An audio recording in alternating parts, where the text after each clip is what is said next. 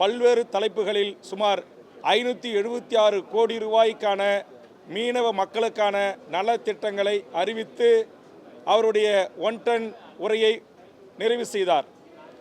இதற்காக நன்றி சொல்லி நான் மாண்புமிகு முதலமைச்சருக்கு நன்றி சொல்லி, ஒன்றிய அரசு இப்படி செய்திருக்கிறதே, தமிழர்கள் இந்தியர்கள் இல்லையா என்கிற அளவில் சில கேள்விகளை எழுப்புவதற்காக நான் பேச எழுந்த ஒரு நிமிடத்திற்கு முன்பாகவே பேரவைத் தலைவர் அவர்கள் நன்றி மட்டும்தான் சொல்ல வேண்டும், நீங்கள் பேசக்கூடாது என்று இடையில் குறுக்கிட்டு மறுத்தார். நேற்றைய தினம் வெள்ளிக்கிழமை அதுபோன்று நான் பேசிய போது என்னுடைய தொகுதி சார்ந்த பிரச்சனைகளை பேசும்போதும் புவிசார் குறியீடு பண்டுட்டி பலாவுக்கும் முந்திரிக்கும் தந்ததை குறித்து பேசி விவசாயிகள் படுகின்ற துன்பங்கள் துயரங்களை ஓரிரு வரிகளில் பேச முற்பட்ட போது நீங்கள் பேசக்கூடாது என்று துண்டித்தார். பொறுத்து கொண்டேன். அதற்கு பிறகு அன்றைய தினம் கேள்வி நேரத்தில் நான் ஒரு துணை கேள்வி கேட்பதற்காக கை தூக்கி கேள்வியை கேட்க தொடங்கினேன்.